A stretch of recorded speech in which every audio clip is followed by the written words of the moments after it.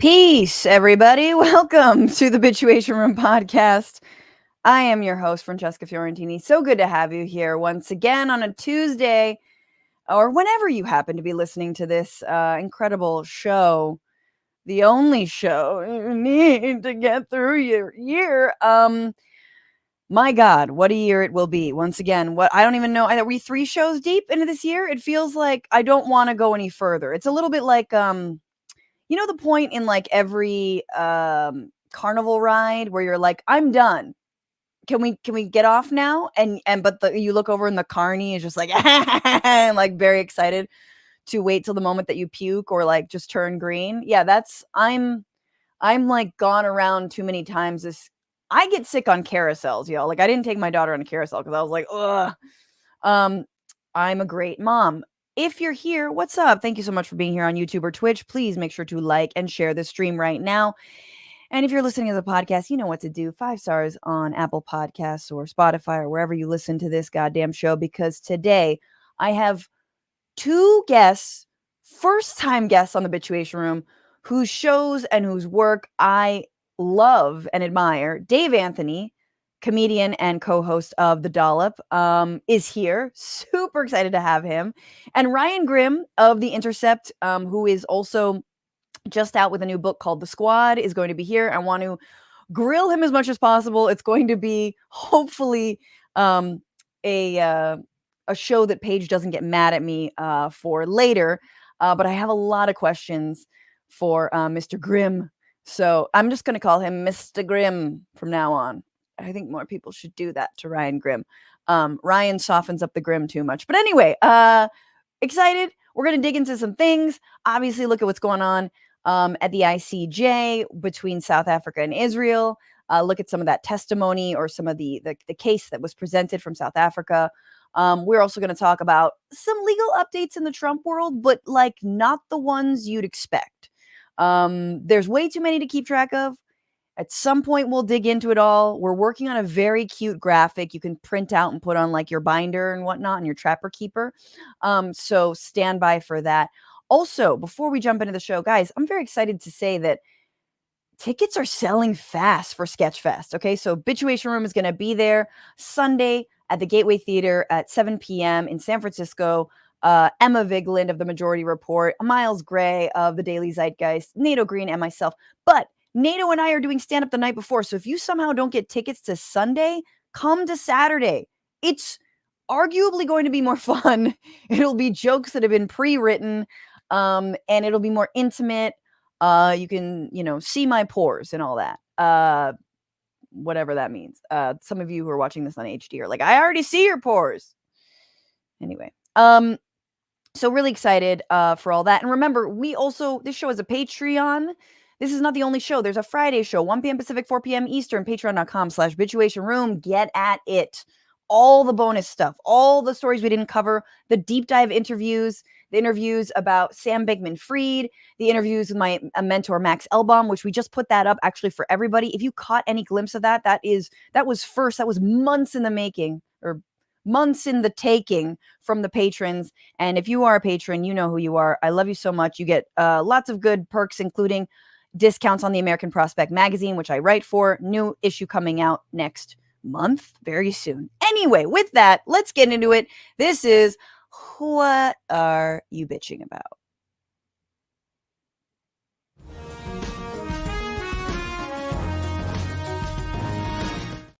So very, very briefly, I'm bitching about something a lot of people have been mentioning, which is the White House and President Joe Biden trying to lose in November. Just assessing the land, putting their little wet finger into the wind and saying, yep, I'd like to lose. I'd like to lose in November. I would like to, Obama took us halfway down the aisle. I would like to completely give this country away to fascism. And by not once mentioning the 23,000 Palestinians who've been murdered by Israel with the United States' help and money and bombs, 2,000-pound bombs, in their 100 days since the Hamas attack statement. I'm not saying you don't come out with a statement. That's fine. You're going to come out with a statement, come out with a statement. But be honest about what's been going on. If you're truly trying to cajole the Knesset or the Benjamin Netanyahu from behind the scenes, if you're really trying to do that, if you're really trying to get them to rein in the war, to make it more of a like everyday war, like almost an occupation. If you're trying to go back to the way things were, then when you put out a statement lamenting what happened on October 7th of last year, at least have the fucking decency to mention. I mean, I'm looking at it now. Oh yeah, a 4-year-old American child. Okay, what about all of the American children who've died in Gaza? So anyway, it's just like they tell us that they're working behind the scenes to put pressure on Israel, and we know that's not true. And as we've talked about on this show, Joe Biden is a Zionist himself. We don't have to look to him for any kind of moral leadership on this issue. We know where he will ultimately lie. It just never ceases to not disappoint and just like on like leave the morality over here. Like, dude, you really want to lose. You really want to lose. And of course, there's going to be libs who are listening to me like, that's because you're going to not urge your people to vote. I'll tell you, you guys will know. Mark my words. I will tell you to vote for Biden if he's the nominee, because I don't give a shit about, I feel like voting is like flossing, is like, you have to do it. All right. I don't floss and expect to like find fucking gold between my teeth. No, you just have to do it. So don't come at me with this, you want Trump to win. We'll talk about why Trump would be insane the second time around. But my God, this man is not making it easy at all. Anyway, with that, let's bring in stand-up comedian, writer, actor, podcaster, co-host of literally one of my favorite podcasts. If you look at my podcast feed, one of the only ones that gets me through the week, The Dollop, with Gareth Reynolds and Dave Anthony. Dave Anthony, welcome. Hello. Hi. How are you? I'm good. I'm good. It sounds like things are going good. Oh, really? I don't fun. read the news, but it sounds really yes. Great. Don't start. Just not this year. Not this year. Wait a couple of years. Wait 4 to 8 years. Yeah. It's gonna be good. But yes, Dave, we do start this show out on the shittiest note possible. Just really like to build them up slowly over time. Sure. It's a thoughtful gesture on my part. What are you bitching about? Oh, I lost my mind this morning. Oh, okay. Did you know that OSHA changed the rules, the COVID rules, yesterday or Friday, the news dump time? So now you can go to work if you have COVID, as long as you don't have symptoms, which means you can spread it. So you just go to work. And then this morning, the Oakland School District said, yes, all kids can come to school now if they have COVID, but don't have symptoms. Oh my! So they can spread it. So we're just like Florida now. We're like, let's just do Florida stuff. That they look good. Yeah, we just gone full right wing crazy. This is people like, I'm big on the COVID. I scream about it all the time. It is the number one labor issue. Yes. Of decades. It hasn't that we haven't had something this bad since people were restricted to 8 hours. They could work 15 hours. This is causing so much death and so much disability. Yeah. Still. So and now they're going to do it with our kids. And it's just like, well, let's just hope it's not like other viruses that 20 years down the road cause cancer and MS. But their mental health, Dave. Think of their mental health. No, I know. Yeah, I know.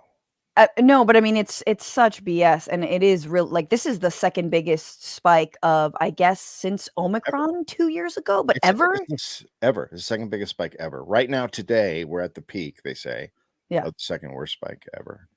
No, so whatever. Everyone's just decided it's the flu, which it's not the flu. And this is like public health. This is like 1800s public health shit that we're doing here. Just this is like when the people get mad at you wearing a mask now. Well, that's the same thing when the first guy was like, we should wash our hands. Doctors were like, how dare you? Yeah. No, in fact, lick surfaces. Yeah. Yes. There was a moment where people were like, should we be more cautious? Or like, no, you know what? Be less. Much less cautious. Yeah. So I don't know. I don't know what we're gonna do because people can't. Again, this comes down to don't want to tax the rich, Yeah. so we can take care. So we can take care of people. Allow them if they do get COVID to take time off until they get better. This is. Yeah. It's just also the rich don't get taxed. That's all this is. And no one in actual positions of power. Hello, Governor Newsom, who promised Medicare for all when he became, was voted into office. No one's used this as a way to actually push through real public health measures and use that politically to their advantage. Because I understand politically, everyone's getting crushed by COVID policies, and has been crushed the world over. And that makes sense. But try and use it to your fucking advantage. Biden on the campaign trail will straight up say nothing about COVID. Watch, he'll say nothing. Because even he, who at least tried to save our lives a little bit, knows that it was politically unpopular, vaguely. And he'll have to talk about all the things that he rolled back, the child tax credit, other things, the things that were expanded. The fact that now, if you want a vaccine, they must ask for your insurance. They are asking you for insurance. There's much more out-of-pocket payment. No, it's a good thing. I mean, look, if they want a general strike, what is it? What are we looking at? 2028? Is that what's on? I mean, yeah, I think that was the timeline, right? Where they're trying to get all the contracts together. I think it's 2028. But I mean, think about all the stuff that can happen between now and 2028. I know, but we on the left, we love to just 7D chess things and be like, I mean, wait honestly, until 2020. No, wait. That's the thing that's driving me crazy about the left is this is a great example. Like that, this is when Jimmy Dore sucked the air out of the room by doing all that. Okay, that's you can only mention him once because twice more and he will appear. But then it got the left fighting with each other, and then nothing happened because a bunch of the left took the side of no, you're doing something wrong, which is fine. You can have that argument, and then all of his people did, but everyone stopped trying to fight for something which we all should have been fighting for right then, right there. Medicare for all. Yes. That should have been the fight, right? Sorry, you mentioned Dore, but what do you mean about when he turned anti-vax? No, when he did he started screaming out force the vote, which was a small thing compared to what should have been happening, which is everybody screaming for Medicare for all. Yes. That was the time of the pandemic when we all needed Medicare for all, and it turned into this egotistical nonsense fight with a bunch of people. A bunch of people got mad at him, and you were just watching it going, I literally turned off all social media at that point. I bailed on everything for like a year because I was like, that's it. We had a moment. We had a chance. You have a chance at the beginning of a pandemic to do radical change. That's just how history works. And we didn't do anything. We just screamed at each other. You know what? I kind of want to ask Ryan about this because I do a little bit blame Bernie Sanders or a lot of it. And he wasn't the nominee. He didn't win, but some of that visionary stuff that, we were kind of all told to make ourselves small, politically small, physically small. It was and then obviously the BLM protests popped off. Sure. So yeah. And, and now we have widespread, prison and police reform, Dave. So I don't really know what you're talking about. At least there's that. And it's all worked out great. I mean, there hasn't been a giant rightward lurch that's terrifying at all. It's fine. Pay no attention to the lurch. Let's get into it. A lot of things happened this week, but in my book, in my world, just two things. This is the week where.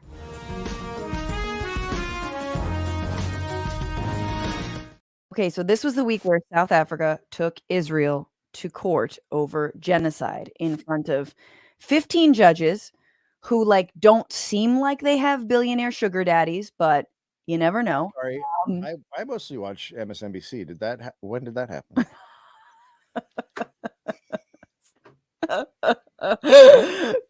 Cries, swims away in her own tears. So disappointing. Truly one of the biggest moments, I think, in political history, just in terms of the ways that, I think we all think, hey, what if we used courts to actually stop current heinous crimes as they're going on?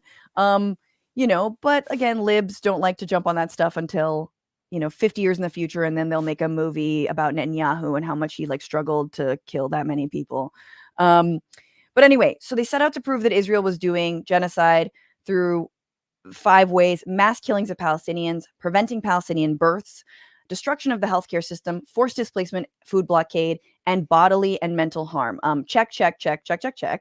And from jump, Dave, I don't know how much you watched, but I want to play 3 clips. One of them was just like from jump, you're like, oh, they did not come to play. No. And it's when Vusimuzi, all these names I will pronounce wrong, Madonsela got up there, and he just like, this is the preamble, very short, but sort of why they're bringing this and kind of their deep understanding of the Palestinian struggle.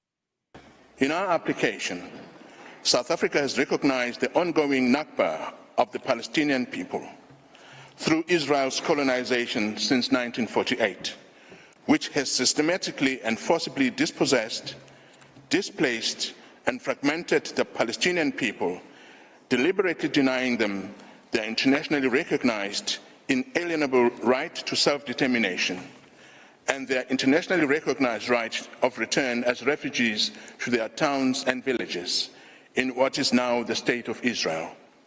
We are also particularly mindful of Israel's institutionalized regime of discriminatory laws, policies and practices designed and maintained to establish domination, subjecting the Palestinian people to apartheid. Okay, but like, what does South Africa really know about apartheid? I mean, I love the thing where they go, well, maybe South Africa shouldn't be the country doing this. As if you're like, you know what? If a woman has been domestically abused, she's not the one that should talk about abusers. Like, come exactly. On. Those are the people who are going to be like, no, we're not doing this again. Those are the first people that are going to step up. Always. Yes. And this is, so he mentions Nakba, right? The 1948, expulsion, violent expulsion of Palestinians from their homes.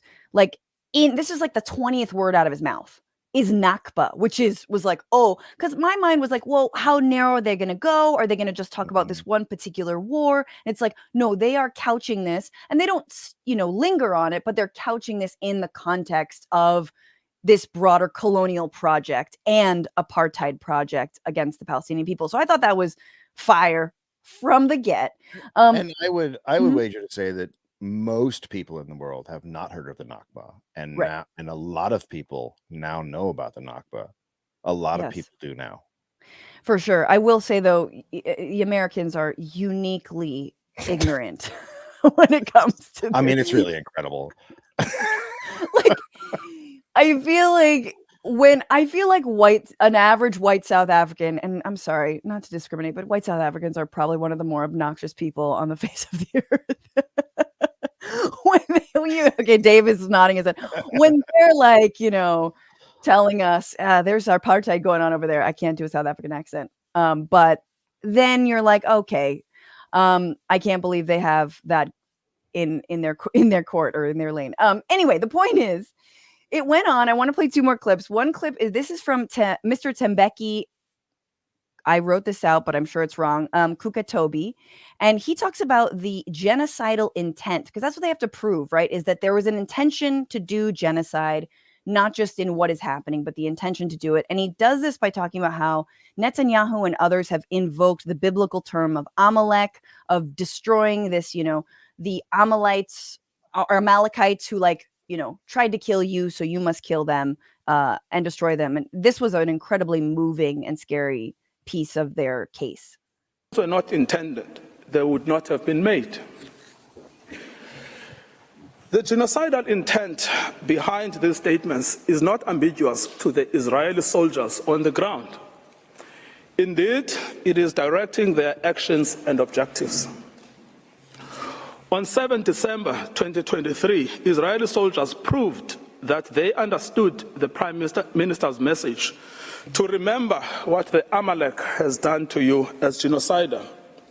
They were recorded by journalists dancing and singing. We know our motto, there are no uninvolved, that they obey one commandment, to wipe off the seed of Amalek. The Prime Minister's invocation of Amalek is being used by soldiers to justify the killing of civilians, including children. These are the soldiers repeating the inciting words of their Prime Minister. Okay, so he says, I'm coming something, Hezbollah. I stick to one mitzvah to wipe off the seed of Amalek.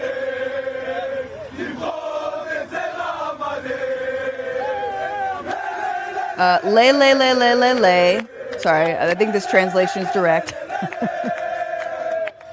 They're jumping in a circle. These are a bunch of IDF soldiers, obviously.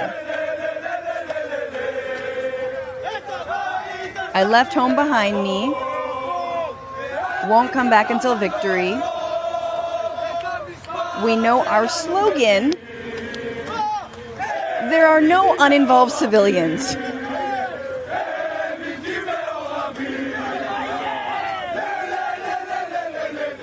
Back to the Lele's.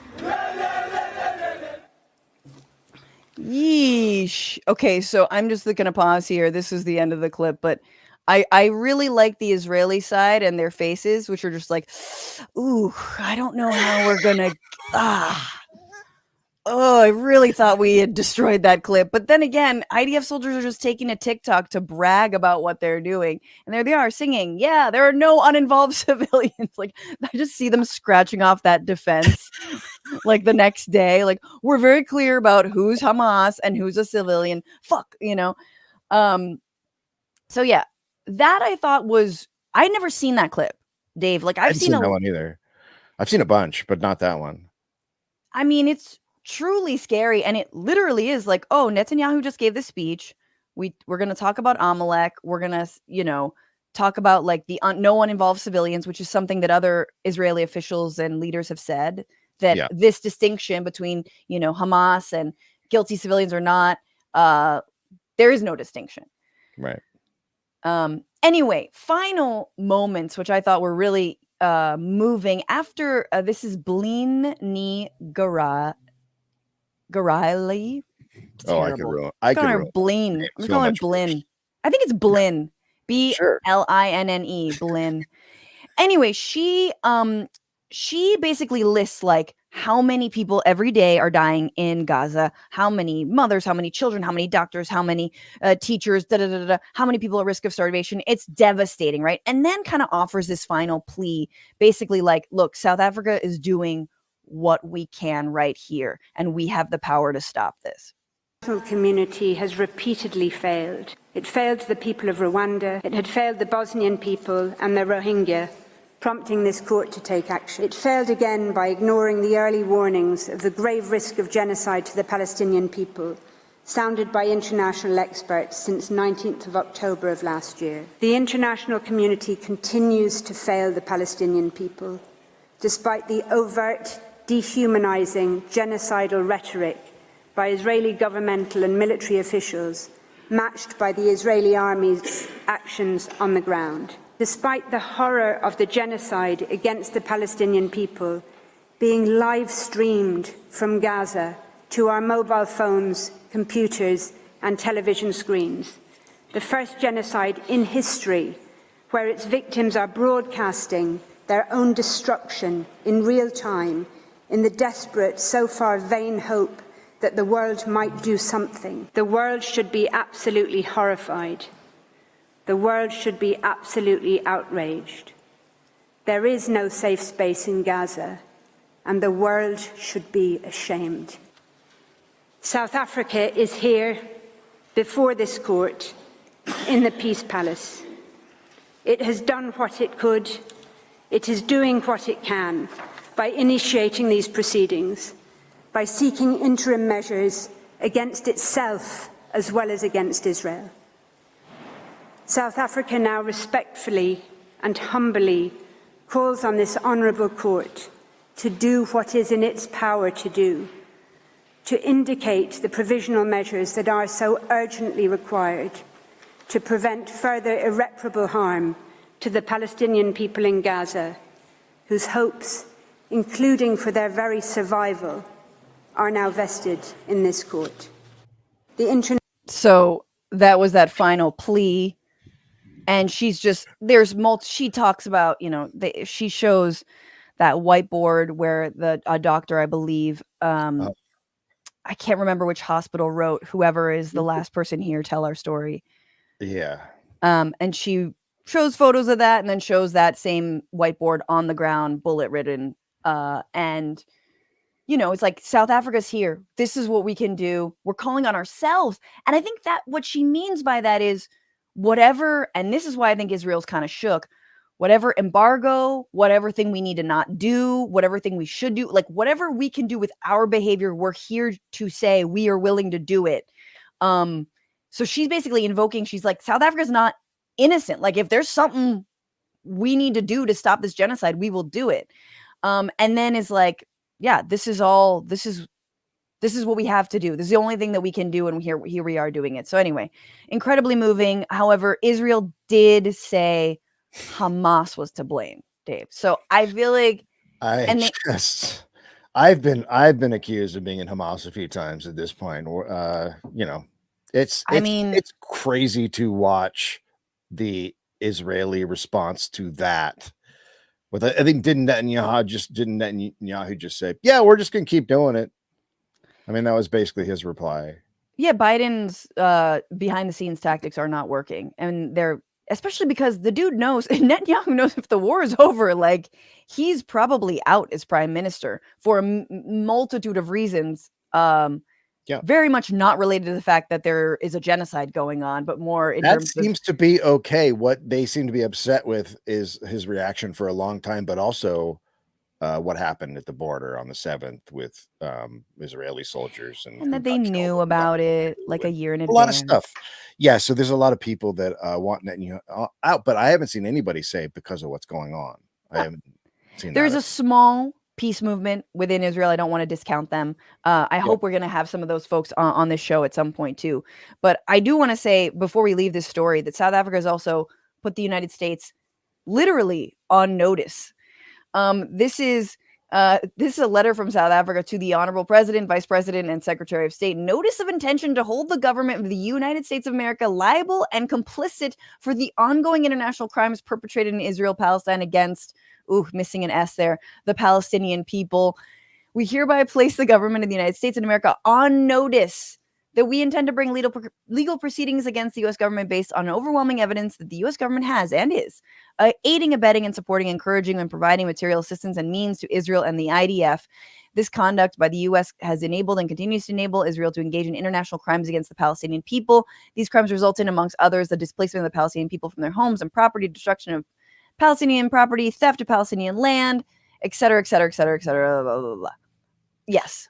Well, all of this on notice. I mean, I'm surprised they did that before they waited for the verdict to come in, because it's a pretty open and shut case against Biden.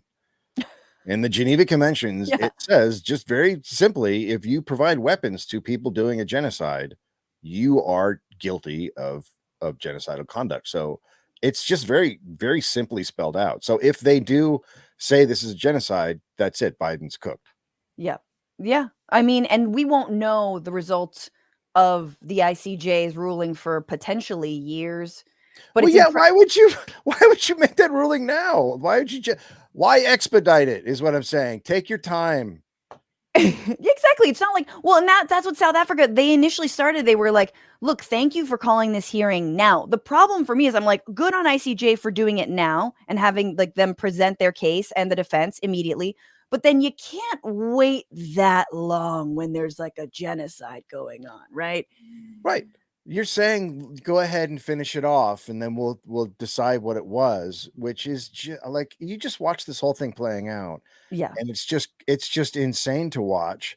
I don't think a lot of Democrats understand how much they have broken something in a lot of people. Oof, yes. This has never happened before. I'm in my mid-50s. They broke something, and they're not going to be able to put it back together. And right now, there's a lot of thinking like there's a lot like the blacklisting and stuff with saying we're going to blacklist you if you don't support Israel. They also don't get like as the wheels turn, they might be the ones people don't want to work with. Yeah. If you're a writer and you're saying I'm going to blacklist people who are also writers who are against Israel, people might not want to work for you. Yeah. That this goes both ways. And as does. time turns, the worm turns. But I don't know where this goes. But right now, I've never felt like this in America. I have think that's zero interest in continuing this whatever we're doing, this process of America. It's a fucking disaster, and I want it to go away. The country. I think that we need to razz it and start over again. dude, This straight is a up. Just disaster. shake it like an Etch a Sketch.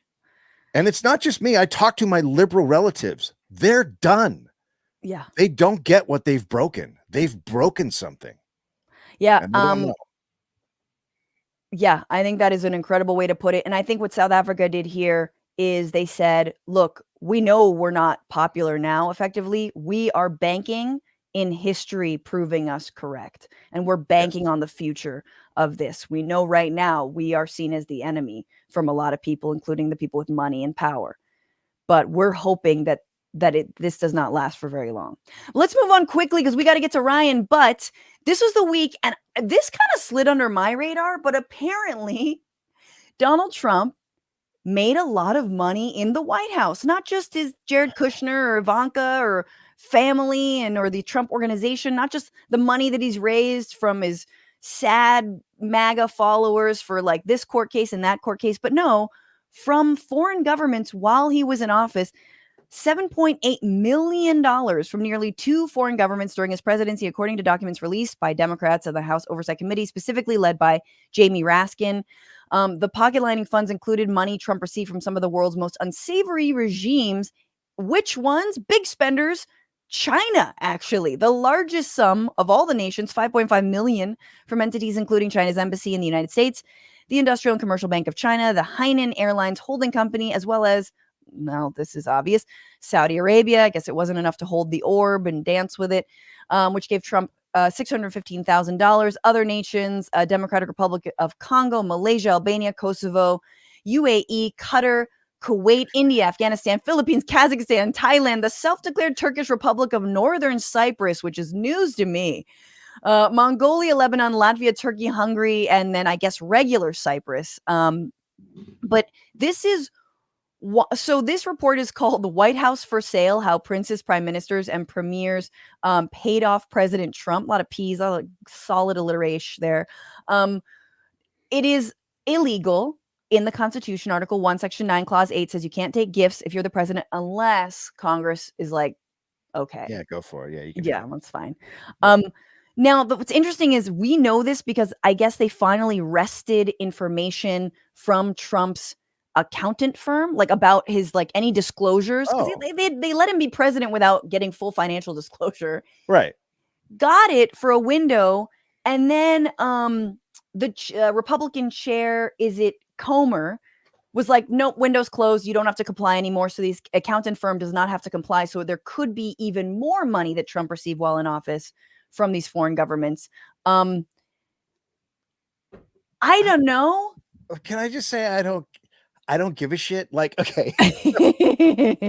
When I look at our government, everything is for fucking sale. The whole thing is a corrupt nightmare. Yes. We have a Congress that just does insider stock trading. It's just, this is not the thing. You know what I mean? Trump is a scumbag. Trump is a fascist. Trump is a nightmare. This isn't the way to do it. It's just never going to be, because when your side can also be pointed out for being corrupt, you can't do this. Yeah. This isn't a thing.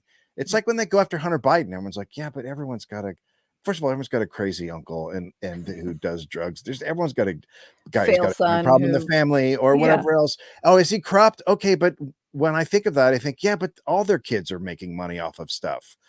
All their kids are working with companies that have contracts with the government. It's just, it's what it is. It's the thing. Yeah. So like whenever they go after this, it's like, well, wipe out all the corruption or shut the fuck up and go after him for something else. Exactly. If you're actually going to do this, it has to go hand in hand. However, this report also has legislative reforms. Are those going to get passed?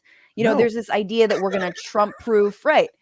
But like, yeah, right. So it's like, this is bad, but also, yeah, why are you telling us unless you're going to do something about it? And all comply by follow the same rules. Yes, it is. It is exactly. So if you want to start this, the first thing you have to do is go, we are going to get rid of that thing where we get to make money off of insider trading. Just like if you want to go after Putin, the first thing you have to do is put Bush on trial. That's the first thing you do when you want to go after bad guys, is go, oh, the thing we did that was kind of similar? we're actually going to take care of our side of the street, and then Sure. then it'll look like we can go after the other guy. But when you say like this guy's bad, and there's something pretty similar that you've done over here, well, it doesn't work. You know, was actually Trump's excuse, Trump's lawyer's excuse, as to why he has presidential immunity for many of Jack Smith's cases around the documents and taking the documents, and then inciting the riot, trying to overturn the election, is like, oh, well, look, if we start with Trump, then what are we going to go after W. Bush for, making up WMDs? And it's like, yeah, we will do that next. God damn it.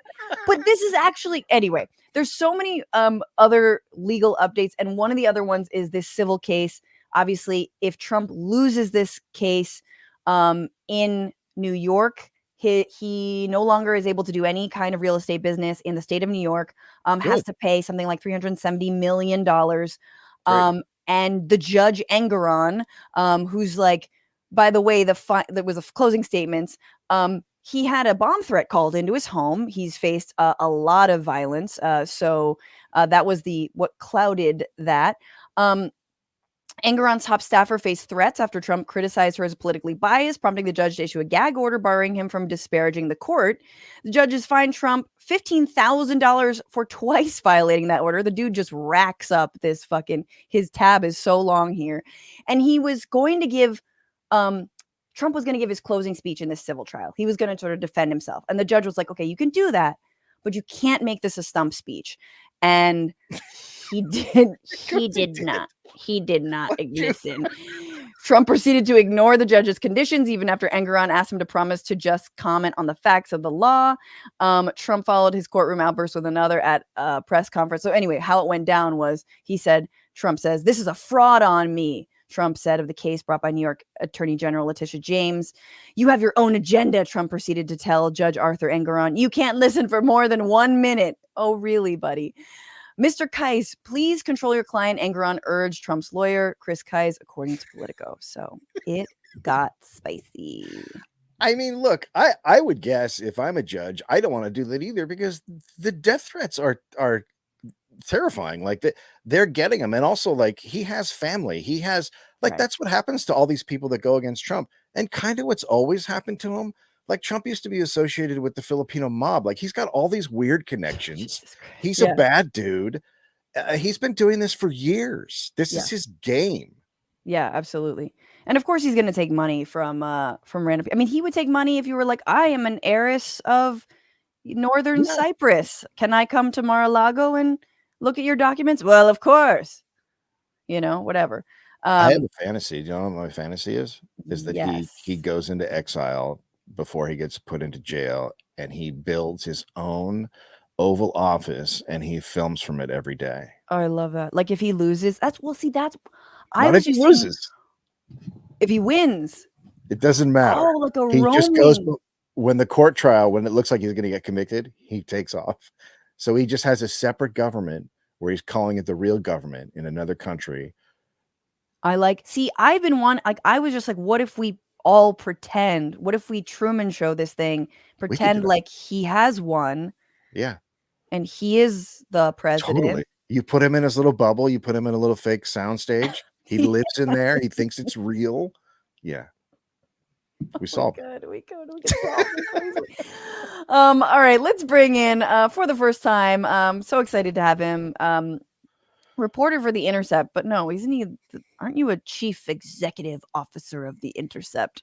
Host of the Deconstructed podcast, co-host of Counterpoints, and author of several books, including The Squad, AOC, and Hope of a Political Revolution, Ryan Grimm. Mr. Grimm, welcome. Yeah, Ryan. Checking my hair here. How are we looking? Got in that mirror first. Looking great. This is Dave. How you guys doing? This is Ryan. We're okay. We're good. Ryan, we didn't talk about Iowa yet, but just one line about something we all knew was going to happen, and maybe the biggest takeaway in your mind from the Iowa caucus. Trump romped, and he's going to continue to romp. Trump romp. Yeah. Trump romped. Are you as confused by the surprise from people that he did win? Because No, because I have the last couple of years I've spent in this like mix of a progressive ecosystem, but then also doing this show on Wednesdays where I have a right-wing co-host, Counterpoints, and so that has brought me like fully into conversation with all the right-wingness that's going on, and so it's been clear that there's this massive kind of just epistemic gulf between the way that what people in the progressive world just even know about like what the right wing is talking about. And I think they've kind of constructed a lot of kind of hopeful fantasies that Trump isn't going to be. For a long time, there were reasons that he wasn't going to actually end up being popular and that people were going to reject him. Then there's the criminal potential that he's going to be locked up, and so they won't have to beat him politically that way. But on the right, that's not like there. It's just clear that he's their guy, and they're riding him all the way, whether he's in jail or not. Yeah.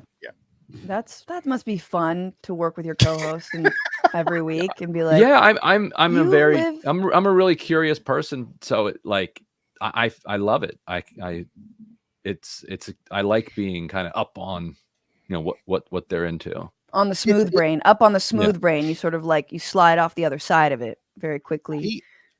Your host has said some terrifying things in the past, but we all should be up on it because they're like you brought up the bomb threat against the judge. They're doing bomb threats all over. The right wing is kicking it up, and they started kicking it up on like the first. They're like, oh, it's 2024, let's go. Like they are ramping up, and it's violence. That's what they're ramping up towards. They're making good on their New Year's resolutions to do more bomb threats.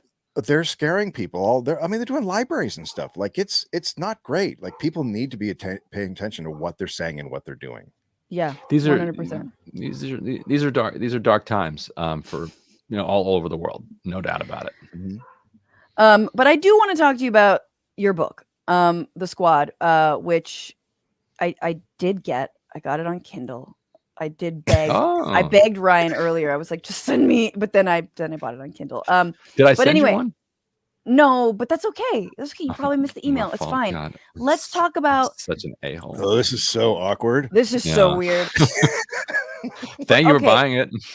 Of course. My administrative failure actually worked out for me. It did. Royalty wise. It did. I do want to talk about first, like like what the squad does, and then what the squad's up against, and then kind of looking forward into this next election year. But I just broadly, the squad is a moniker that was given to these progressive candidates and Congress people got elected, largely women of people of color, working class people, AOC, Rashida Tlaib, Ilhan Omar. But the squad, how is it organized politically? Because there is no like hazing to be part of the squad or like some pledge. How do they meet? Is there a barrier to entry? Like, how do you see them actually working together, behind the scenes? Yeah, I asked Ilhan Omar that question toward the end of the reporting for the book, and I loved her response. She's like, there is no such thing as the squad, right? Like you are aware of this. I'm like, yeah, well, I'm writing a book about it, so we're just getting like a little late for that. Now, in the first half of 2019, which is the first year that they served in Congress, actually maybe say the first year through a lot of that first term, the staffs of the squad, which at the time there was no debate about who was in it. It was these four members, the ones you named, and they would text each other, but the staff would circulate ideas to other members of squad. Like that was they understood that was a kind of a 4-person base that they could start with. There's one story in there where AOC's staff had a particular idea. They circulated it to the rest of the squad. They couldn't get any support. And they're like, well, we're just gonna have to do this alone. But like their first instinct was, we're going to circulate this to the squad. And it was not demanded that if somebody was in the barrel, you were required to get in the barrel with them. Cause the 3 of the 4 of them spent most of like that first 2 years, like alternately in different barrels for different things, getting blasted by whether it's Nancy Pelosi or Steny Hoyer or Josh Gottheimer or Donald Trump telling them to go back to their country. Most absurd thing ever. Also, one little nugget I realized when going back over that they need to go back to their country. Mm-hmm. Trump was clearly watching this Netroots Nation panel. He probably saw a clip of it on Fox News. The panel did not have all of the squad members. It had Deb Haaland as one of the members on the panel. So not only are these is it offensive and ridiculous because these are American citizens, but literally Deb Haaland's Native American. No. But I don't think Fox didn't mention her, and maybe Trump didn't realize that she was on the stage. But it's just an extra delicious irony. Sure. Go back to her country. He's had a lot of history of attacking Native Americans. That's true. He was really mad because he was fighting them over casino rights or something. Yeah. Jesus. Well, okay, knowing that the squad isn't like an organized body, but which I think is really important to know. Can you just tell us, assess their power, their relative power in Congress? For us, how do they actually operate? What do you think their actual influence and power is? We know what they're for: Green New Deal, Medicare for all, not taking corporate PAC money, working class bread and butter issues. But I guess sort of assess them because, we have this broad discussion on the left, which why can't the squad do this? Why can't we have Medicare for all yet? And there's sort of a misunderstanding about what their role, the amount of power they actually have. Yeah, and there was a suggestion from AOC after she won her primary that perhaps she would form, when she got to Congress, what she called in an interview with Daniel Denver, a sub-caucus. Yeah. And her analysis was the Progressive Caucus doesn't have any litmus test to join. If a member wants the label of progressive because he or she thinks it'll help them in their district, they can just write a $5,000 check from their campaign and they're in the Progressive Caucus. Boom, done. Right. That's it. Now since Pramila Jayapal took over, there are actually some basic requirements that you have to meet. But at the time there were none. And so she floated, and she also said, the number, the scale of it makes it unwieldy. 90 people, you can't move that fast. And also it's, your threats are not as credible if all 90 are saying that they're going to vote no on this thing. It's I know you're not. We're gonna break off all of you one by one. Yeah. Which is why there's the Republican Study Conference on the one hand, which is the giant group of conservatives, which is kind of the parallel to the Progressive Caucus on the Republican side, and then there's the much smaller Freedom Caucus, which has 24 members. Yeah, I never even heard of the Republican Study Caucus. I feel like that's study. They study. Well, it goes back to the 80s where they had these study groups that then developed into these little blocks inside churches. Congress. Yeah. Uh-huh. And so but the Republican Study Conference, the RSC, that's kind of if you are a strong conservative, but you're not a hardline right winger. Sure. Sure. And basically if you're a Progressive Caucus, but you're not in the squad.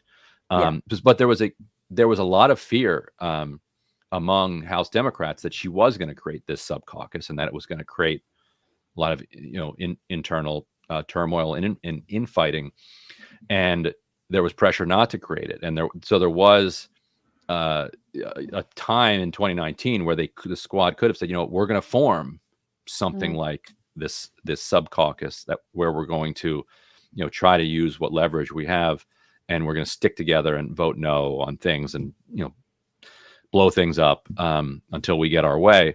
They ended up never doing that. Mm-hmm. Now they put into practice that idea, if you remember, through that whole hold the line fight around Build Back Better, where they're saying we're not going to pass the infrastructure bill unless you also pass the climate and social spending bill. And the squad actually stuck to that in the very end, and they had to get Republican votes to pass the infrastructure bill through the House. But it's very difficult for progressives to build credibility around a threat to vote no, because usually they're there is some good stuff in here. And do you want to fund the government or not? Right. The Freedom Caucus is fine if there's a government shutdown. Yeah. They're not fine if there's a default and economic collapse, which is why they always blink in the face of the debt. Is that true? Is that actually true? the Freedom Caucus to me seems like they're crazy enough to. They still represent car dealers and They do. like a lot of people with How money specific at that is. stake. Yeah. Yes. So when it gets back in close, their districts. they're big donors. Their actual people are like, are you crazy? Like, do you have any idea what this is going to do? The yacht leasers get mad. Yes, Yacht leasers like, lobby. So, but let's talk about that fight, because it does seem like the one time they really did flex their muscle was around Build Back Better, the president's plan, trying to make sure that they could use their vote as leverage to make sure that the Senate would pass Build Back Better, along with the infrastructure package. And remember that time, if everyone listening, I had to go back and read this chapter of your book and refresh my memory, that those would be voted on together. And then Pramila Jayapal basically got picked off by the president himself, saying, no, I swear I'll get Manchin on board with Build Back Better. And he didn't. And that didn't happen. Yeah. And Jayapal was sort of left, kind of left in the lurch. What do you feel like the lessons for progressives around that were? I remember seeing people like liberals on Twitter being like, how dare AOC withhold her vote? Yeah. They're so privileged and but anyway, what did you speak to folks from the squad or even Pramila herself? Like, what are some of the lessons they drew from their inability to successfully use their leverage to defend a very centrist president? And part of it flowed out of the strategy of, and perhaps there was no other strategy, but the strategy of saying, we are defending the president's agenda here. We are doing what the president wants us to do. And they had stared down the president a couple times. Like he came to the House, and Pramila asked Ron Klain, said, do not send him here. And if you do send him here, don't tell him to tell him not to ask us to vote for this thing, because we don't want to have to embarrass him. And so he didn't ask them. And so because he didn't ask them, then Nancy Pelosi's like, you guys got to vote for this infrastructure bill. The CPC was able to say, look, Biden didn't ask us to vote for this thing. So we're holding the line. And they held it for a very long time using that strategy. But that strategy sets you up for the obvious problem, which is that when the president does turn and says, well, no, I actually really want you right now, like today, to vote for this thing, then you've lost that, that leverage that you had. What Jayapal would say is that they held it so long that it kept the Build Back Better in play, and Manchin didn't actually walk away. He pretended to walk away. What he had been saying the whole time is that he didn't want to pass the bill now, that he wanted to do it later. He wanted to see how inflation went, etc. He even wrote in the Wall Street Journal, I want a strategic pause in the negotiations around Build Back Better. Pause. And he couldn't get it, so he created it by saying, I'm done, I'm out. But then the very next day, he was actually back in secret negotiations with Schumer, so which then resulted in the $300+ billion climate spending. They took all of the housing stuff out, which is just, it's wild to think, like, the biggest crisis that regular people are facing is in housing. Like, the people can't afford rent. People can't, if they're in a home, they're stuck in that home. They can't. I just looked today and I was like, nope, never leaving. I do periodically. Yeah, no. I'm like, where could I go? Nope, never leaving. Yeah, it's completely broken. They had a gigantic, hundreds of billions of dollars and plus policy dedicated toward affordable housing. And Manchin's like, no, my price to get back in is this goes. Was this in Inflation Reduction Act, or was the housing in the Build Back Better? It was in Build Back Better, and then when it became Inflation Reduction Act, that was one of the main things that plus the child care spending and the other care economy stuff Manchin kicked out. And so what you were left with was some social spending and then the climate stuff, which is not nothing. Like that. That could end up being multiple trillions of dollars if it does successfully leverage, as it seems like it is, private investment from the sidelines by subsidizing clean energy to make it competitive with the massively subsidized fossil fuel energy. So Jayapal would say that they held the line long enough to make that happen. The squad would say we threw away our leverage and we could have kept going just because Biden demanded that we. And Bernie. And according to your book, Bernie also asking them. Bernie got a pass from everybody on this. One thing I report in the book, as they're developing this 2-track strategy, it's all being put on the House.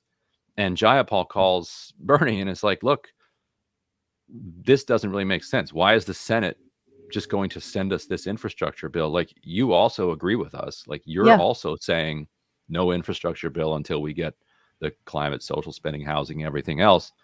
So help us out here. Like, vote no. Like, if all of the progressives in the Senate vote for this thing, like, how are we going to explain voting no on it?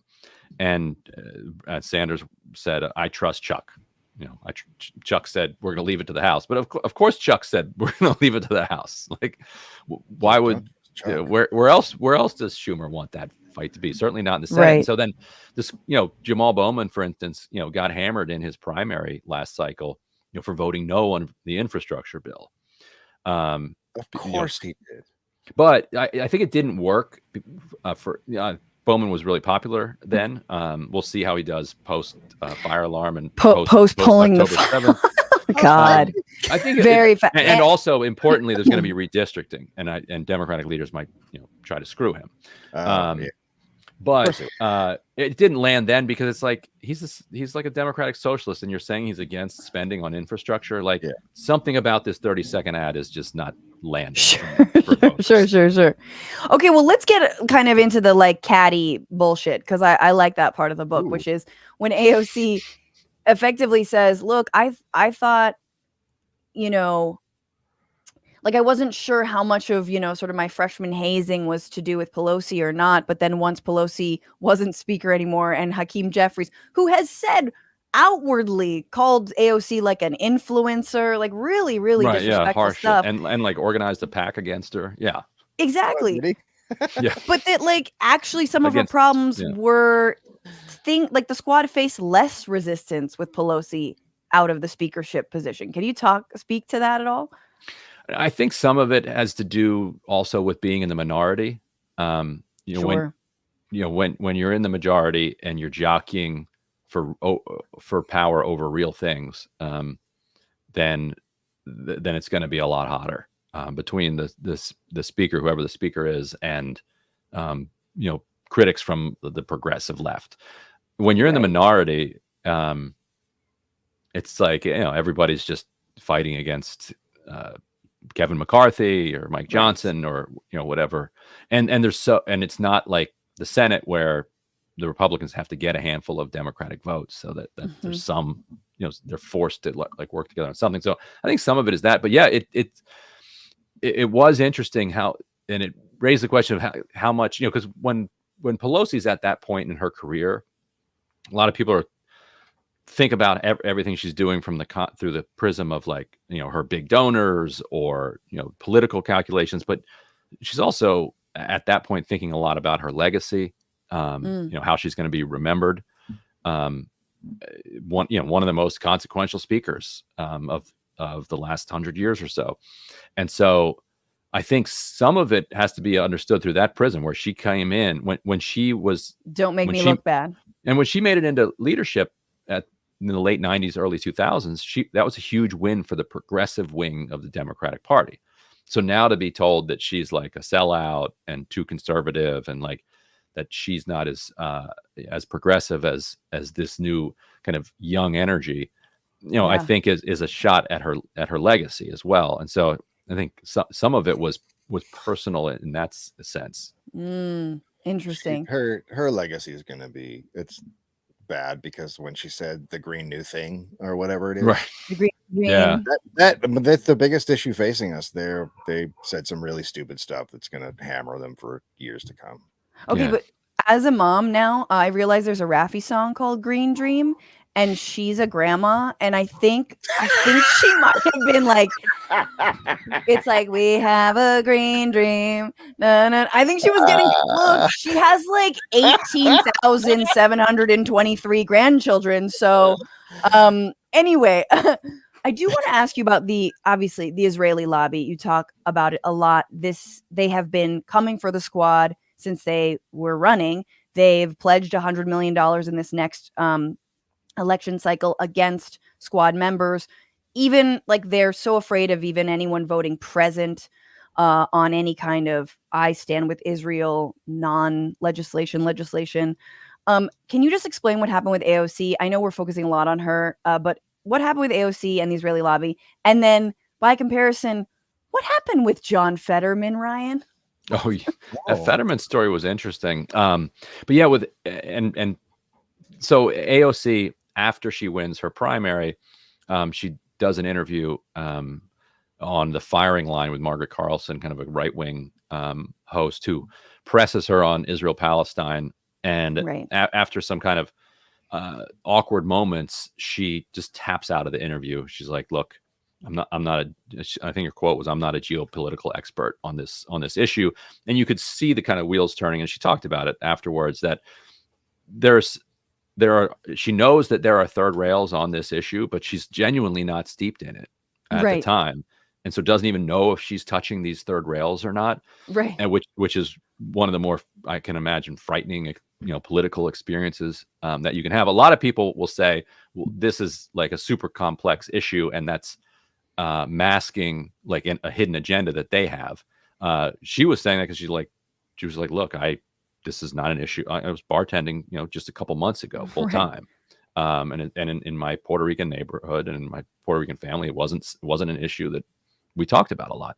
So a week later, her campaign hears from a representative of AIPAC saying, we saw the interview, we can help. We can help educate you on this issue. Let's start the conversation. And to help start the conversation, we've actually already, cobbled together $100,000 of campaign contributions, and there's a lot more where that comes from. And her campaign aide Corbin Trent, tells her, and Shroykat Chakrabarty, her campaign manager, about it. And they're like, wow, that's rather direct. But at the time, by then, this is several weeks to maybe more than a month after she'd been elected. She's now like a national political star. Every time she's going on Instagram or tweeting, she's $100,000 is pouring into her campaign, so she could easily say, So she's like, of course not. A little bit more, and we'll talk. I'm kidding. But open to hearing. She wants to meet with everybody, but not.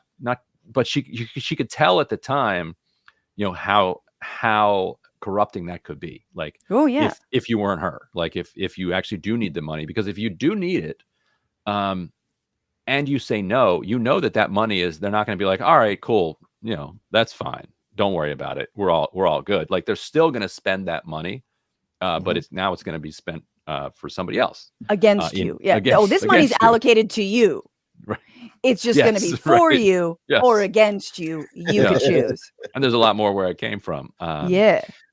Fetterman, and I think what the last few months with Fetterman has shown is that it goes much deeper than just what I'm about to describe. But during his Senate campaign, he was facing, if you remember, he doesn't just have to win against the Republicans in the general election. He has to beat Connor Lamb, this kind of center-right Democrat, in the primary.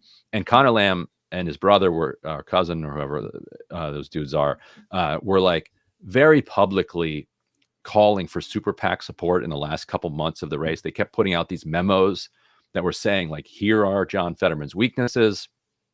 If we go up on the air with this amount of money in these districts, if a super PAC goes up in these areas with this amount of money, with these messages, like, we can overcome this 20+ point gap that we have with Fetterman right now. They were very public about it. One of the more public pleadings for super PAC money that I've ever seen.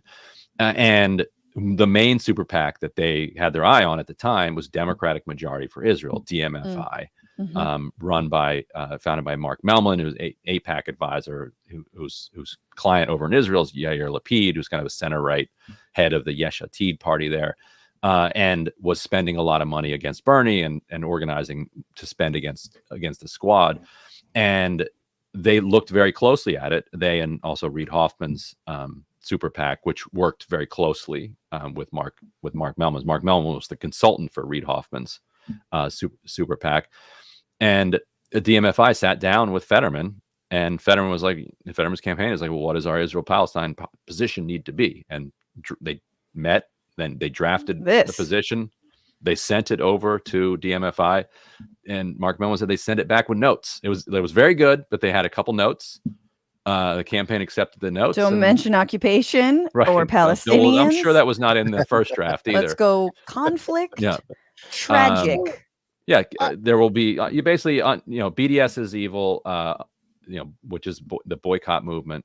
No, you can't have any conditions on aid. Right. Those basic stuff.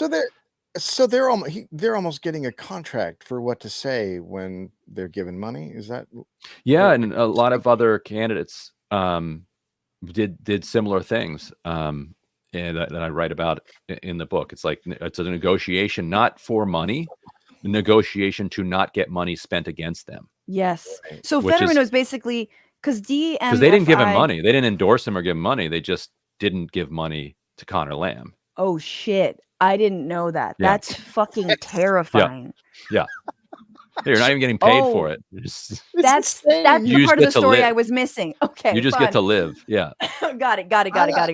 I gotta say, I really don't think they kind of I mean, all these people are doing this, but the landscape is changing, and old people are dying, and young people coming up are not like our generation. You know what I mean? It's a different animal, and I don't think they know what's coming. Right, and they think they can spend their way into suppressing it. And you can beat Nina Turner like they did. They beat Nita Alam in North Carolina. They beat Donna Edwards.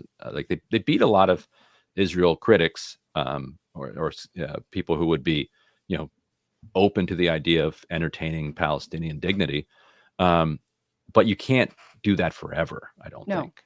Especially because it isn't a bread and butter issue. It is not something you talk around at a dinner table generally if you're, Puerto Rican in the Bronx. Like, it's just not something. And a lot of these districts, I mean, we don't have time to get into, but it is also really bad faith, pitting like another Black leader that they lift up from obscurity or whomever and put them against one of these squad members that are, again, like we talked about, mostly working class, people of color.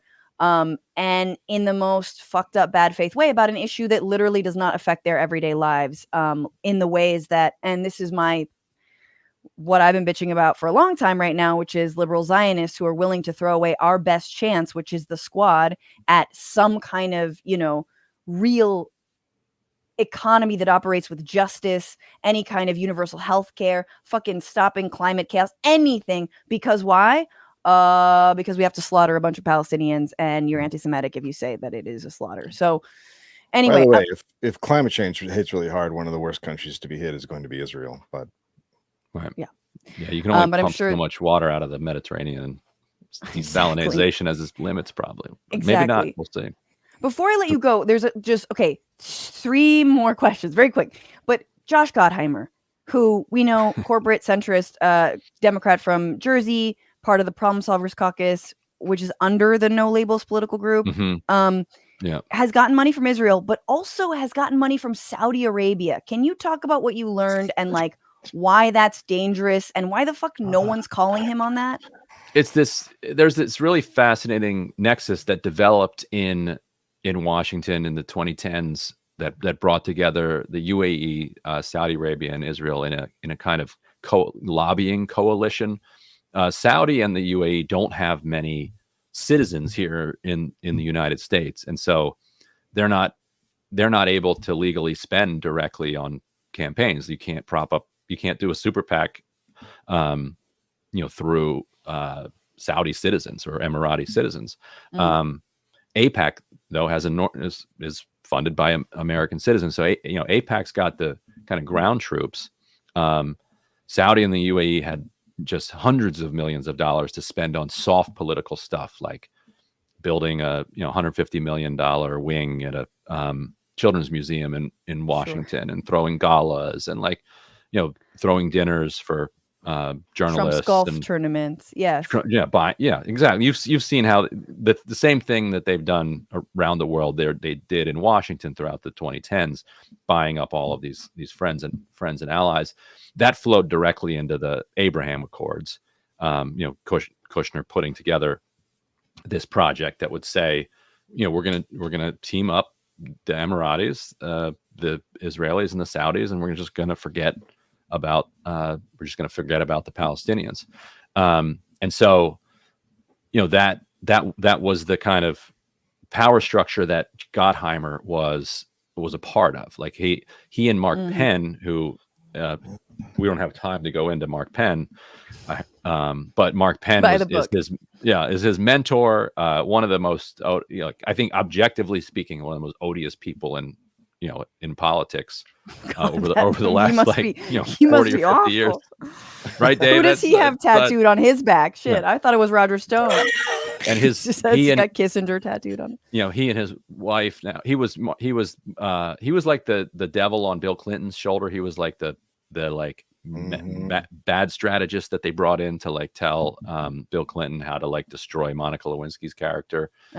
He then became Hillary Clinton's campaign strategist, who said you need to basically accuse Obama of being un-American. He and Gottheimer are presumed to be behind the Jeremiah Wright stuff, the born in Kenya, like all of the like crazy stuff. He was the birth certificate guy, right? Yeah, quietly doing all of that stuff. Meanwhile, he's going in and out of the private sector, working for Microsoft, and Gottheimer goes to the FCC and then goes to Microsoft, and then Mark Penn starts this private equity firm, the Stagwell Group, that was doing a lot of work with Saudi Arabia, where Gottheimer was also working. Then Gottheimer, when Gottheimer was finally elected in 2016, he formed an official legislative caucus called the Problem Solvers Caucus, sponsored by No Labels, which is Mark Penn and his wife Nancy Jacobson's project, which is private equity, hedge fund, baseball stadium owner. Not left, not right, forward. That's right. Safe for money, please. Is it safe for money? Okay. Yeah. And so, right. And now they might be, they're trying to recruit Joe Manchin to run for president, which interestingly, even Gottheimer has distanced himself from that one. I mean, the Saudi Arabia thing, before we leave that, I just think it is important to note how disgusting and dangerous, but also how aligned Israel and Saudi Arabia's interests, although they pretend like they're not on the same side, but they truly are against Iran, hate the Iran deal, hate any kind of easing or softening of relations, diplomacy with Iran, which is truly what the Iran deal was. Mark Mellman, to complete the nexus, Mark Mellman, who started DMFI, ran AIPAC's anti-Iran deal, side project, which failed, but then succeeded under Trump in getting the U.S. to back away from the Iran deal. And now, Iran's we're bombing away Yemen or whatever from having a nuclear weapon, and we're at war. And one side point, there's never any accountability for these people. Like, they got the exact confrontational policy that they wanted, and and they don't seem to have any ownership of the results of it. Like, you got what you wanted. You broke up the Iran deal. You got the Abraham Accords by ignoring the Palestinians. Here we are. And you're still going to tell us what ideas you have? There never is, though. Those people. None. I mean, I was listening to an expert the other day, and he said because of that deal going away, Iran at any point is 10 days away from a nuclear weapon. 10 days away. Ridiculous. Because we just walked away from it, and we're like, no, it's crazy. Okay, so quick story about No Labels. I was at a farmer's market. I was minding my own goddamn business, and a teen comes up and is like, "Hey, do you want to sign this petition for No Labels?" And I was I can't wait to hear how they couched it. Yeah, what were they? Well, they clearly were being paid, I don't know, $8 an hour or whatever it is, just to go get signatures at some farmer's market and ruin my afternoon. And I didn't stop them. They actually talked to my brother. I should have just been like, come here, tell me everything you know. but it was wild because I was like, damn, they have so much money. Yes. And they weren't even asking about Manchin. They weren't asking about anyone specific. It was just like, if you believe that, we should all come together in the book. It wasn't specific, So are they really going to run that? Yeah. Yeah. Are they really going to run Manchin, or is that who our other option is going to be here in this awful year? The rumors that he's about to announce keep getting hotter and hotter. But Really? my guess has always been that he will take this all the way to the brink and then trade away not running for whatever thing he wants. So, I That's mean, what he does. his daughter runs a Right. nonprofit. His wife's doing stuff. Like, he wants to do stuff. Like, he doesn't And want if political he- things anymore, but he's got a life ahead of him. He's got dreams. But if he Yeah. if he ran, that cuts out a section of being able to lobby and do other stuff for him. He can't So get it's- involved in this election. So the threat is not, he has to like make the threat really credible to be able to extract a concession from it. I have a nice nugget in that book, which shows how he thinks of post Senate life. If you remember, we got this audio of a no labels meeting where he's telling all of these super, super rich, like a bunch of billionaires and, centimillionaires on this call. And he's like, look, I'm trying to protect the filibuster, but I can't even get 10 Republicans to approve of a January 6th committee. And it's still like January, like people are still angry. Like, if I can't even get 10 Republicans to back a committee, like, how the left is like making me look like an idiot, and we're going to have to get rid of the filibuster. He's like, I need 4 votes. I need you to flip 4 Republicans to get me this committee so that we can save the filibuster. He's like, and one of them is Roy Blunt. He's like, good guy. He's retiring soon. Maybe one of you guys can talk to him about, what he's going to be doing in the private sector afterwards, and get him to switch his vote, which is like straight up offering somebody, money to change their vote. Yep. Which there's a word for that. But that was how he was that's how he thinks about post Senate life when it comes to his friend Roy Blunt. So you can imagine how he would think about himself. Yeah, but he is so good at pretending to be an idiot. Like, I've never seen anyone pretend to be an idiot better than Manchin. There's something about his eyes where he goes blank. I don't, if I can't explain it to my constituents, how can I explain it to myself in the mirror? Like, you don't have mirrors in your home anymore, dude. But okay, final before Dave, maybe you have a final. You leave your book with a little ball bouncing. Duk, duk, duk, duk, duk. A little conversation between AOC and Representative Jamal Bowman about potentially someone else entering the 2024 race. I'm sure that's just a literary device, Ryan, to keep us hanging and reading your wonderful writing and supporting the Intercept. A little cliffhanger there. But so could there be an AOC 2024 run at the White House? Yay or nay? Yeah. So the anecdote you're talking about, this is the previous doldrums of the Biden administration. There have been several, troughs that he's gone through. But during one of his troughs, Jamal Bowman came up to AOC and said, somebody needs to at least like run a messaging campaign against Biden, just so that he feels like some actual heat. Not that anybody's going to beat him necessarily, but like just get out there and make the case. Yeah. And she's told him, I'm thinking about it. Like I've actually considered it. But then she concluded, like in that moment, that she thought that the party was just too sexist at that point. Like the party base, like that she could not be the kind of person that could carry that mantle, because there was she was going through a trough with a lot of like online vitriol being hurled her way at that time too. But I think it does reflect a real ambition to make that run at some point. I don't see it happening this time. I mean, she should have. Last election, you should do it. It's the final one. You got to go for it. It is. If it's the last one, it is the final one. That is Dave's got funny a point. how all these Democrats keep telling us that this could be the last one, and all of these Democrats who have a plausible chance of running are like, no, I think my chances are slightly better 4 years from now. So. That's exactly right. But wait a minute, you just said we're not going to have another one. Democracy's on the line. We got to get it right. No, I'll wait my turn, Gavin Newsom. Fucking hell. Ryan. I hear it, and I hear all the squad stuff, and I don't think they can do very much, and people get mad at them and stuff. And I'm sure people are going to get mad at me for not getting mad at you, but I've never I don't care. But it's just like, vote local. Yeah. They can't do anything. The system is such a disaster. I mean, you hear the money flowing around.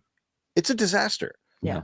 Like when people, I don't think getting mad at the squad doesn't do you anything. It's like they can't do anything. No one can do anything. The problems are much, much bigger. Yeah. Please vote local. Yeah. And I think squad members have also said, we need this inside outside strategy. We can't do anything without, external pressure and movement, which I think we're seeing now in the streets around Palestine, right? I think that's the only way we're keeping this conversation alive is people hitting the pavement, organizing, doing BDS where they can. So unionizing. And yes, and exactly. And, the year of the union keeps on being the years of the unions. Ryan, you're wonderful. This book is awesome. Everybody get it. Wait, hang on to the full title. Like The Squad by Ryan, by Mr. Grimm, AOC, and the hope of a political revolution. I hope it happens in my lifetime. Thank you so much for being here. Behind you? It says The Quad. What's that one? Oh, yeah. What's that quad? Let me move that over. Hold on. Oh, was that another? There we go. Look. Oh, it's the same book. I was hoping it'd be about just like some really toned. It's a giant oversized version of it for grandmas and grandpas. I was going to say, is that the big font version? I love that. I was hoping that was going to be about your college years in the dorm quad. The quad, yes. Out on the quad. All right. Take good care. Thank you so much, everybody. Read Ryan and listen to Deconstructed.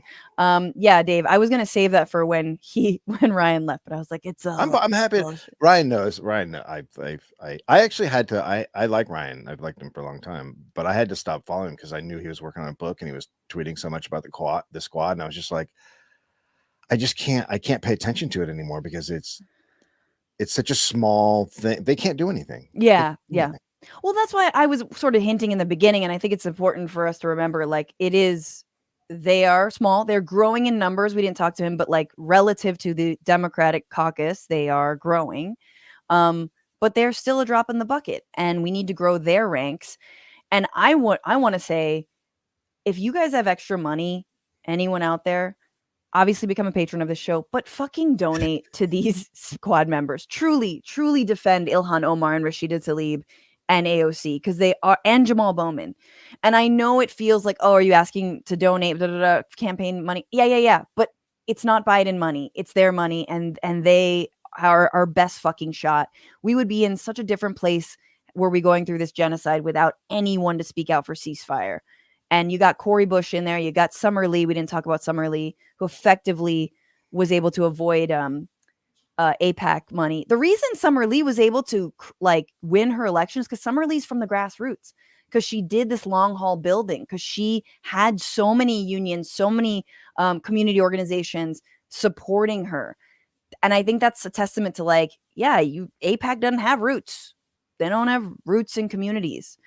So anyway. Win for organizing, that's all they do have cash. They do have cash.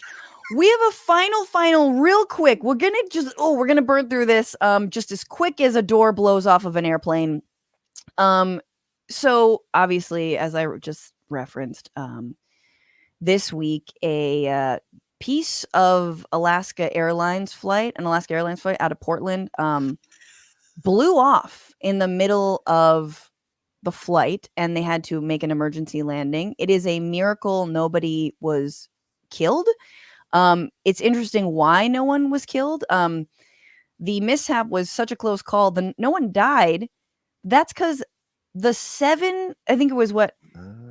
there were no passengers seated near the door that blew out, and because Alaska Airlines, aware that the Boeing 737 MAX 9 was bedeviled with safety problems, had voluntarily instigated a policy of not flying the plane over water. Oh my fucking God. Okay, so the two seats that were next to the hole, where the hole opened, were among only 7 on the plane that happened to be empty.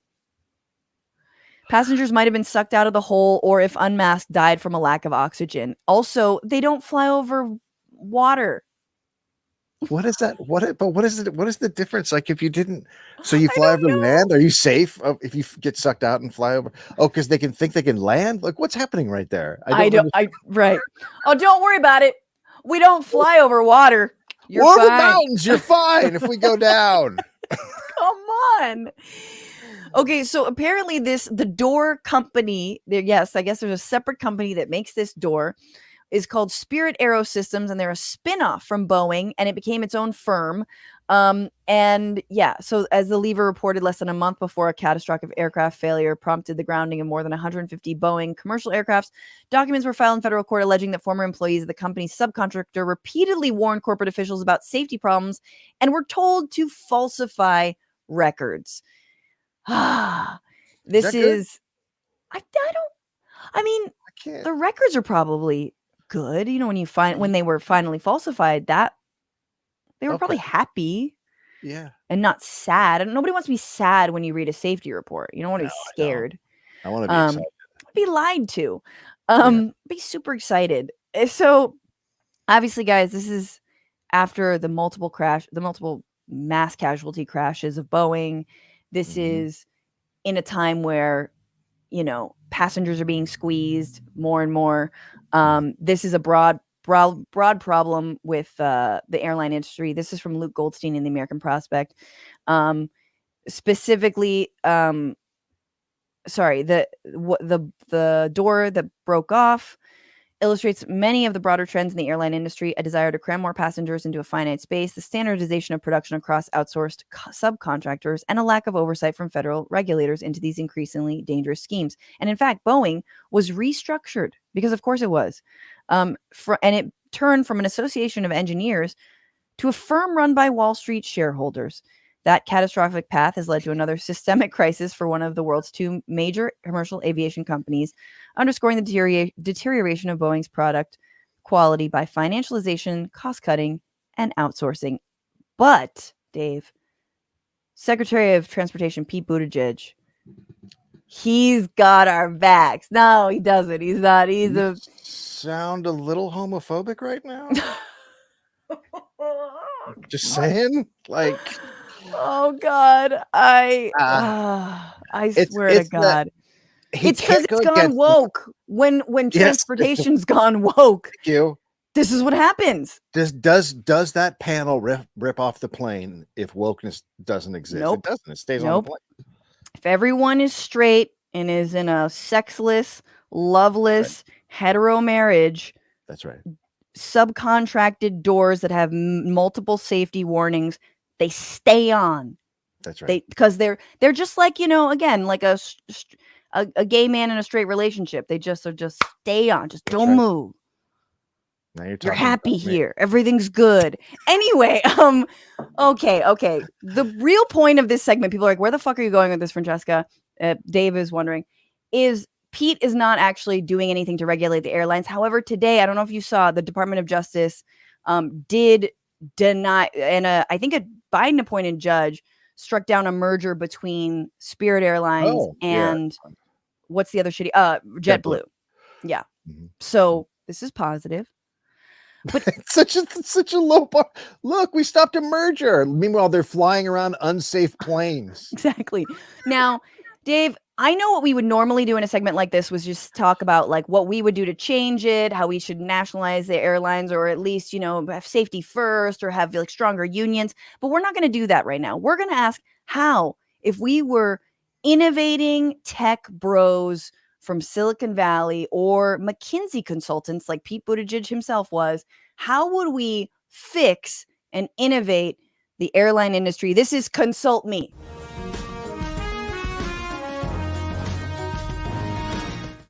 So how do we fix / make more money or keep making money from what would otherwise be a dangerously murderous problem like the lack of safety in airlines? Well, people love MMA, right? They love the MMA fights. They love cage fighting. They do. I think we combine cage fighting with boarding of the plane. Oh, is there much? Can we throw money on the ground for it? Is that? Yeah, we can do all of it. We get Okay. everything's on the board. There can be weapons, like whatever you want to do. But I love this. no, if you want to get on the plane, you got to earn it. Yes. I think that's great. It's a good way to make a quick buck. Shareholders will be very happy. It's good entertainment. As we know, I believe Waffle House relies on some of their viral fight videos to bolster its brand. Late So night picks up. let's go. I think you should, for half the price of the fare, allow people to be the flotation devices that you sit upon. So, you're in the flotation device the whole time?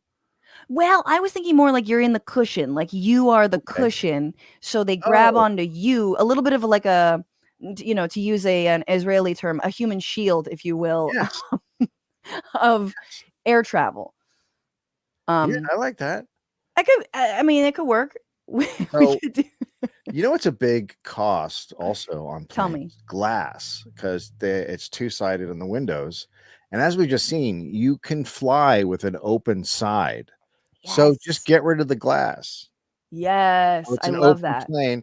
You can pitch it as like, like a convertible type situation. You're getting fresh air, and Yes. off you go. And then that way you don't have to feed people because of everything blowing around, and it's kind of It's true. Yeah, it's true. You don't know. Yeah. Ow, we'd save on. There could be no service. We'd save on that Yeah. completely. I am so chilled. I can't even think of anything because I am such a nervous flyer. I'm like, I'm tapping out of this game already because I'm like, I fall asleep instantly when I sit down on a plane. I hate you so much. Out. And I hate you, man. Are you like, is that a skill you gain when you get a little Yes. older? Like not to. No, it's a skill from touring so much. My Oh yeah, body you're just like. my body would just be like, you're tired, you need to sleep. And I just got used to sleeping on planes. So now I fall asleep right when I get on a plane.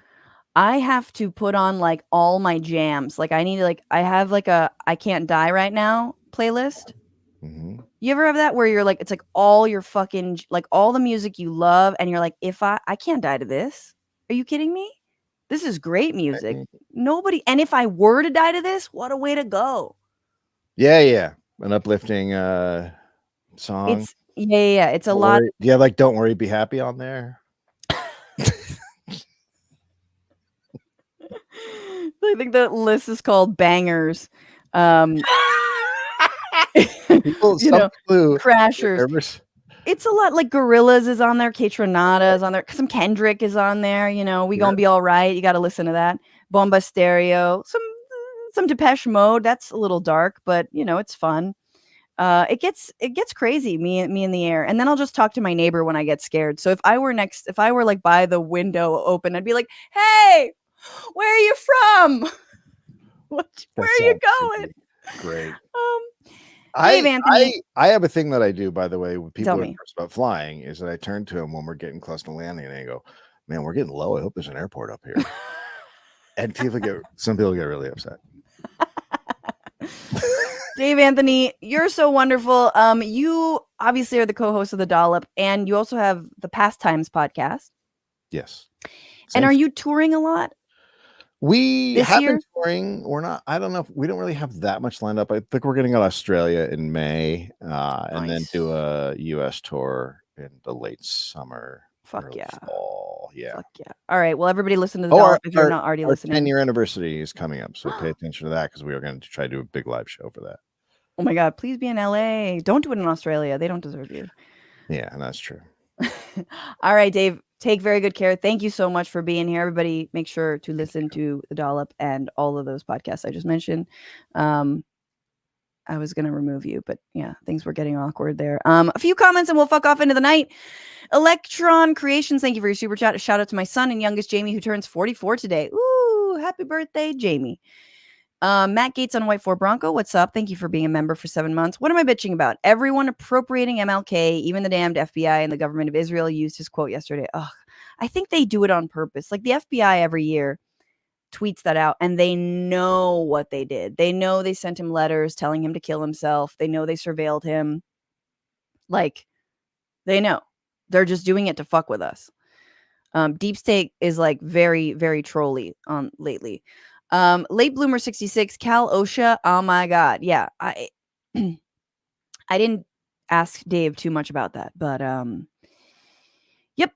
I mean, essential workers go back to work and pay for your vaccine and pay for Paxlovid and pay for any cost associated with getting COVID or long COVID.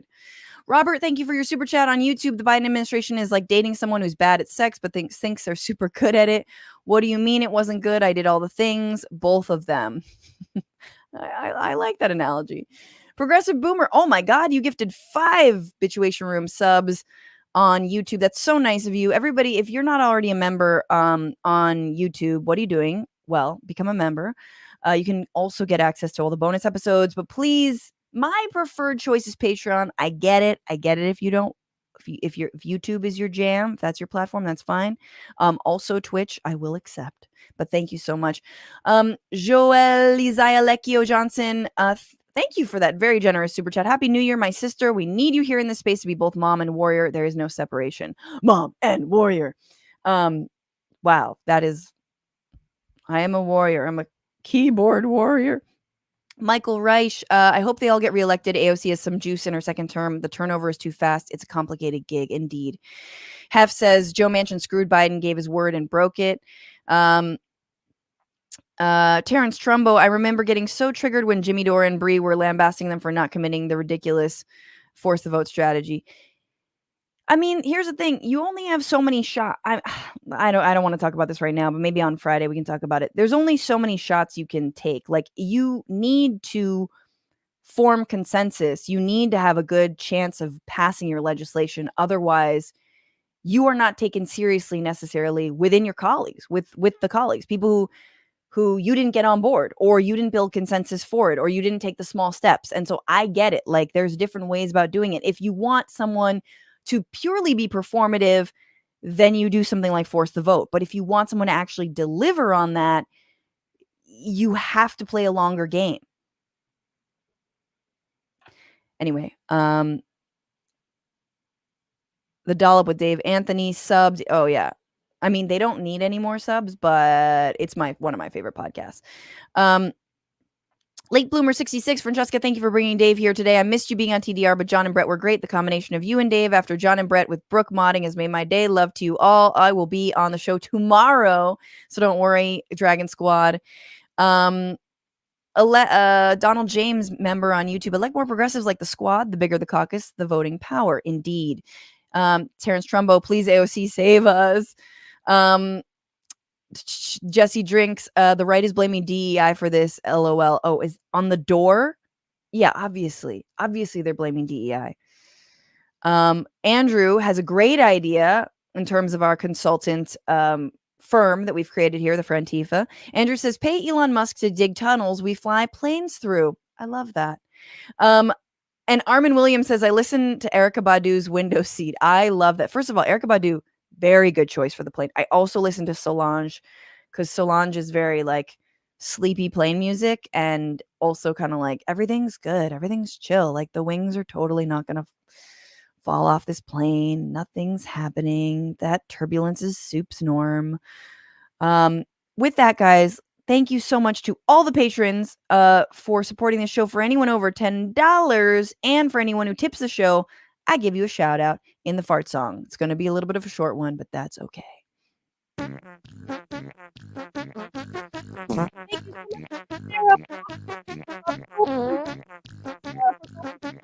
And getting this shout out, you're wonderful. Thank you so much over on Twitch. 2,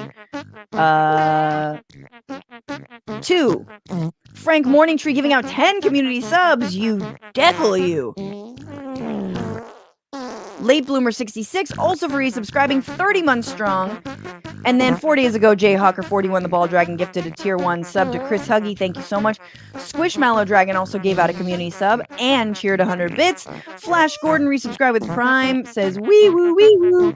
Hey ya, resubscribe with Prime. Resubscribe with Prime. Welcome, hey ya. And I think that's it.